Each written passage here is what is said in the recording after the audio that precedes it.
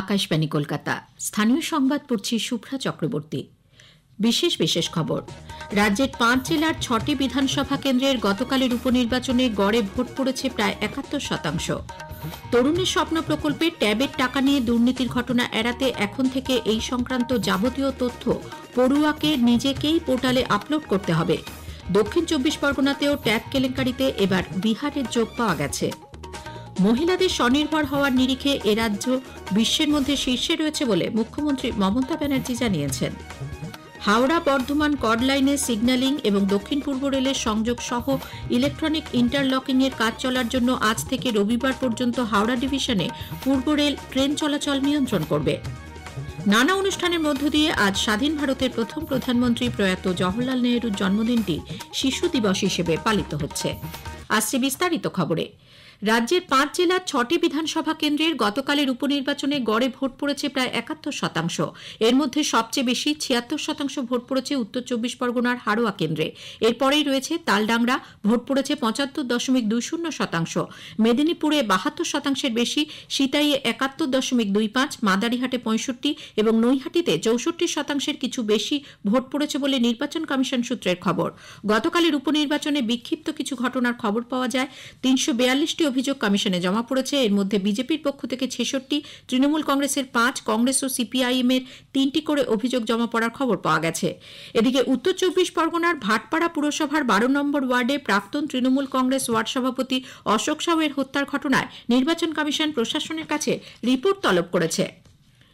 উত্তর 24 পরগনার ভাটপাড়া পুরসভার 12 নম্বর ওয়ার্ডের প্রাক্তন তৃণমূল কংগ্রেস ওয়ার্ড সভাপতি অশোক সাউকে গুলি করে হত্যার ঘটনায় পুলিশ কৌসার আলী নামে একজনকে গ্রেপ্তার করেছে। ধৃত প্রত্যক্ষভাবে এর সঙ্গে জড়িত ছিল বলে পুলিশের দাবি। আগেই জানানো হয়েছে, গতকাল পালঘাট রোড এলাকায় দোকানে চা খাওয়ার সময় কয়েকজন দুষ্কৃতী তাকে গুলি করে। আশঙ্কাজনক অবস্থায় অশোক সাউকে কলকাতার একটি বেসরকারি হাসপাতালে নিয়ে যাওয়া হলে চিকিৎসকরা মৃত ঘোষণা করেন। এই ঘটনাকে কেন্দ্র করে শুরু হয়েছে রাজনৈতিক তরজা। রাজ্যের বিরোধী দলনেতা শুভেন্দু অধিকারী গতকাল আগরপাড়ায় এক পারিবারিক অনুষ্ঠানে যোগ দিয়ে গতকালের উপনির্বাচনে বিক্ষিপ্ত গন্ডগোল এবং এই খুনের ঘটনা নিয়ে বলেন, এর জন্য রাজ্যের স্বরাষ্ট্রমন্ত্রী মমতা ব্যানার্জিই দায়ী। পশ্চিমবঙ্গে যেমন হয় তেমনই হয়েছে, লাঠিমার কেটে ভেঙেছে, সবই হয়েছে। গণতন্ত্র পদদলিত হয়েছে, পুলিশ ভোট লুট করেছে, পুলিশ গিয়ে ছাপ্পা মেরেছে। রাজ্যের পুলিশ মন্ত্রী দায়ী এবং আইন শৃঙ্খলা রাজ্যের। ব্যারাকপুরে তৃণমূল কংগ্রেস সাংসদ পার্থ ভৌমিক বলেন, দুষ্কৃতীদের মধ্যে গন্ডগোলের জেরে এই হত্যা, এর সঙ্গে তৃণমূলের কোনো সম্পর্ক নেই। তরুণের স্বপ্ন প্রকল্পে ট্যাবের টাকা নিয়ে দুর্নীতির ঘটনা এড়াতে এখন থেকে এই সংক্রান্ত যাবতীয় তথ্য পড়ুয়াকে নিজেকেই পোর্টালে আপলোড করতে হবে। তথ্য ঠিকমতো আপলোড হলো কিনা পড়ুয়ারা যেন তা যাচাই করতে পারে, সেই পথও খোলা থাকবে বলে রাজ্য শিক্ষা দপ্তর সূত্রে জানা গেছে। প্রয়োজনে পোর্টালটিকে আরও সুরক্ষিত করে তুলতে আধুনিকীকরণও করা হবে। এই দুর্নীতির ঘটনায় পুলিশের পাশাপাশি ন্যাশনাল ইনফরমেটিক্স সেন্টারকেও বিষয়টি দেখতে বলা হয়েছে। ইতোমধ্যেই একটি মান্য কার্যবিধি তৈরি করা হয়েছে বলে জানিয়েছে সংস্থা। উল্লেখ্য, এই ঘটনা এখনো পর্যন্ত রাজ্যের বিভিন্ন জায়গা থেকে 9 জনকে গ্রেপ্তার করা হয়েছে। উত্তর দিনাজপুরের চোপড়া থানা এলাকা থেকে গতকাল আরও 2 জন এবং মালদা থেকে 4 জনকে পুলিশ গ্রেপ্তার করে। এই বিষয়ে তৃণমূল কংগ্রেসের মুখপাত্র কুণাল ঘোষ বলেন, কেন্দ্রের স্বরাষ্ট্র মন্ত্রক এ ধরনের প্রতারণা রুখতে সম্পূর্ণ ব্যর্থ। এত লক্ষ লক্ষ কোটি কোটি ছেলে মেয়ের কাছে গোটা বিষয়টা যাচ্ছে। কোথাও হিউম্যান এরার হতে পারে, কোথাও টেকনিক্যাল এরার হতে পারে, কোথাও আবার এই জামতারা গ্যাংয়ের মতো। আমি কয়েকদিন ধরে এই জামতারা বলে যাচ্ছি এটার উদাহরণ দিতে। এই যে জামতারা গ্যাং, যে একটা জায়গায় একটা গ্রামে বসে সারা ভারতকে এই হ্যাক করার জন্য করছে, অথচ কেন্দ্রের স্বরাষ্ট্র মন্ত্রক আঙুল চুষছে বসে বসে। তো এই কাজগুলো যে নেটওয়ার্কে হচ্ছে, তো সেখানে পুলিশও ব্যবস্থা নিয়েছে। এদিকে এবার দক্ষিণ 24 পরগনাতেও ট্যাব কেলেঙ্কারিতে বিহারের যোগ পাওয়া গেছে। এই জেলার প্রায় 350 পড়ুয়ার ট্যাবের টাকা অন্যের অ্যাকাউন্টে ঢুকেছে বলে জেলা বিদ্যালয় সংসদ সূত্রে জানা গেছে। তালিকায় রয়েছে প্রত্যন্ত সাগর, গোসাবা, কুলতলি থেকে শহরতলি, সোনারপুর, বারুইপুর, বজবজ ও মহেশতলার একাধিক স্কুলের নাম। সাগরের মহেন্দ্রগঞ্জ হাই স্কুলে 31 জন পড়ুয়ার টাকা অন্যের অ্যাকাউন্টে ঢুকেছে বলে সাগর থানায় অভিযোগ দায়ের হয়েছে। এই টাকা বিহারের কোনো একটি অ্যাকাউন্টে গেছে বলে পুলিশের প্রাথমিক অনুমান। এছাড়াও কুলপির মদনমোহন হাই স্কুলে 15, মগরাহাটে চকপড়ান, কাঁটাখালী, বেলমনি গার্লস হাই স্কুলের 12 জনের টাকাও বিহারের কোনো একটি অ্যাকাউন্টে ঢুকেছে বলে পুলিশ জানিয়েছে। দক্ষিণ শহরতলির 2টি স্কুলে মোট 23 জনের এবং গোসাবার 2টি স্কুলের 20 এবং কুলতলির একটি স্কুলের 13 জনের টাকাও অন্যত্র ঢোকার খবর পাওয়া গেছে। প্রায় 400 পড়ুয়ার টাকা এখনো অ্যাকাউন্টে ঢোকেনি। ট্যাবের টাকার গরমিল সামাল দিতে জেলা বিদ্যালয় পরিদর্শক মাধ্যমিক নজরুল হক সিপাই জেলা শাসক সুমিত গুপ্তার সঙ্গে জরুরি বৈঠক করেছেন। প্রত্যেক স্কুলকে এ ধরনের ঘটনায় সঙ্গে সঙ্গে থানায় অভিযোগ জানাতে বলা হয়েছে। মহিলাদের স্বনির্ভর হওয়ার নিরিখে এ রাজ্য বিশ্বের মধ্যে শীর্ষে রয়েছে বলে মুখ্যমন্ত্রী মমতা ব্যানার্জি জানিয়েছেন। দার্জিলিংয়ে গতকাল ৭ম সরস মেলার সূচনা করে জিটিএ প্রধান অনিত থাপাকে সামনে রেখে পাহাড়ের উন্নয়ন এগিয়ে নিয়ে যাওয়ার এবং ঐক্যের বার্তা দেন তিনি। हमने टूरिज्म इंसेंटिव पॉलिसी किया है, टी टूरिज्म किया है, होम स्टे टूरिज्म बना है। आपको पता है पहले लामाहाटा में किया था। Lamahatta is a model of home stay policy और अभी तो हर जगह में है। खाली दार्जिलिंग और कालिम्पोंग में 1400 लोगों को 12 करोड़ 40 लाख का ज्यादा इंसेंटिव दिया है होम स्टे के लिए। हम लोग चाहते हैं और बढ़े, घर घर में होम स्टे हो तो आप लोगों का घर में बैठ के आप बिजनेस कर सकते हैं, आपको बाहर में जाने का जरूरत नहीं है। কার্শিয়াংয়ে প্রেসিডেন্সি বিশ্ববিদ্যালয়ের তৃতীয় ক্যাম্পাস দ্রুত চালু করার বিষয়ে জেলা শাসককে বিশ্ববিদ্যালয় কর্তৃপক্ষের সঙ্গে কথা বলারও নির্দেশ দিয়েছেন মুখ্যমন্ত্রী। এদিকে state aided college teachers welfare association মুখ্যমন্ত্রীর দৃষ্টি আকর্ষণ করতে গতকাল শিলিগুড়িতে মিছিল করে। দীর্ঘক্ষণ বিক্ষোভ দেখানোর পর অবশেষে 5 জনের একটি প্রতিনিধি দল তাদের দাবি সম্মিলিত স্মারকলিপি উত্তরকন্যার আধিকারিকদের হাতে তুলে দেন।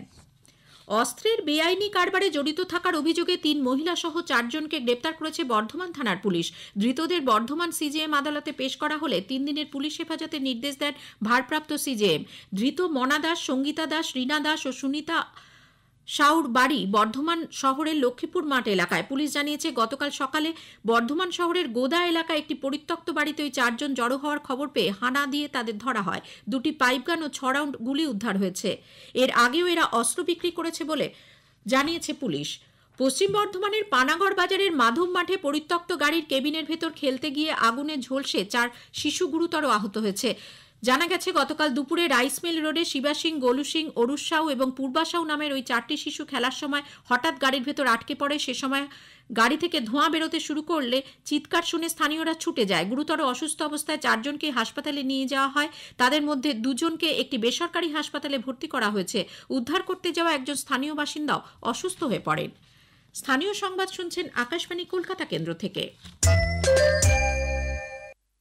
পূর্ব রেলের হাওড়া ডিভিশনের মশাগ্রাম স্টেশনের সঙ্গে দক্ষিণ পূর্ব রেলের সংযোগ সহ নতুন ইলেকট্রনিক ইন্টারলকিং স্থাপন ও ইয়ার্ড রিমডেলিং এর জন্য হাওড়া বর্ধমান কর্ড লাইনের আপ, ডাউন ও রিভার্স লাইনে সিগন্যালিং এর কাজ চলবে। এর জন্য আজ থেকে রবিবার পর্যন্ত হাওড়া ডিভিশনে ট্রেন চলাচল নিয়ন্ত্রণ করা হবে। বেশ কিছু মেল, এক্সপ্রেস ও সুপারফাস্ট ট্রেন বাতিল এবং কিছু ট্রেনকে ঘুরপথে চালানো হবে। পাশাপাশি সংশ্লিষ্ট দিনগুলিতে কয়েকটি লোকাল ট্রেনও বাতিল করা হচ্ছে বলে পূর্ব রেল সূত্রে জানা গেছে। এদিকে গুরু নানকের জন্মদিন উপলক্ষে আগামীকাল কলকাতা মেট্রোর ব্লু লাইনে 288টির পরিবর্তে 236টি এবং গ্রিন লাইনে 106টির পরিবর্তে 90টি ট্রেন চালানো হবে। অন্যদিকে পূর্ব রেল কলকাতা হলদিবাড়ি কলকাতা এক্সপ্রেসে অতিরিক্ত 3টি শীতাতপ নিয়ন্ত্রিত কোচ বাড়ানোর সিদ্ধান্ত নিয়েছে। গতকাল এক প্রেস বিজ্ঞপ্তিতে রেল জানিয়েছে বিভিন্ন জনপ্রিয় মেল ও এক্সপ্রেস ট্রেনে যাত্রীদের সামগ্রিক ভ্রমণ অভিজ্ঞতা উন্নত করার লক্ষ্যে পর্যায়ক্রমে শীতাতপ নিয়ন্ত্রিত কোচের সংখ্যা বাড়ানো হচ্ছে। রাজযাত্রা উৎসব উপলক্ষে পূর্ব রেল যাত্রীদের সুবিধার্থে বিশেষ ইএমইউ লোকাল চালানোর সিদ্ধান্ত নিয়েছে। রাজযাত্রায় যাত্রীদের অতিরিক্ত ভিড় সামাল দিতে পূর্ব রেলের শিয়ালদা ডিভিশন আজ থেকে 18 নভেম্বর পর্যন্ত শিয়ালদা শান্তিপুর শাখার সমস্ত আপ ও ডাউন ইএমইউ ট্রেনগুলির জন্য বাতনা কৃত্তিবাস হল স্টেশনে থামবে। এছাড়াও আগামী 16, 17 নভেম্বর এবং 17 ও 18 নভেম্বর তারিখের মধ্যবর্তী রাতে শিয়ালদা শান্তিপুর শাখায় একটি বিশেষ ইএমইউ ট্রেন চালানো হবে। প্রধানমন্ত্রী নরেন্দ্র মোদী গতকাল সারা দেশের বিভিন্ন রেল স্টেশনে 18টি প্রধানমন্ত্রী ভারতীয় জনৌষধি কেন্দ্র জাতির উদ্দেশ্যে উৎসর্গ করেছেন। বিহারের দারভাঙ্গা থেকে ভিডিও কনফারেন্সের মাধ্যমে শ্রী মোদী এই জনৌষধি কেন্দ্র সহ একাধিক উন্নয়নমূলক প্রকল্পের উদ্বোধন করেন। এর মধ্যে কলকাতার কুঁদঘাট অঞ্চলে নেতাজি মেট্রো স্টেশন চত্বরে একটি জনৌষধি কেন্দ্র। এই উপলক্ষে আয়োজিত অনুষ্ঠানে উপস্থিত ছিলেন কলকাতা মেট্রো রেলের জেনারেল ম্যানেজার পি উদয় কুমার রেড্ডি, কলকাতা মেট্রো তথা পূর্ব রেলের মুখ্য জনসংযোগ আধিকারিক কৌশিক মিত্র সহ বিশিষ্ট ব্যক্তিরা। রাজ্যে আগামীকালের পর শীত অনুভূত হবে বলে আলিপুর আবহাওয়া দপ্তর জানিয়েছে।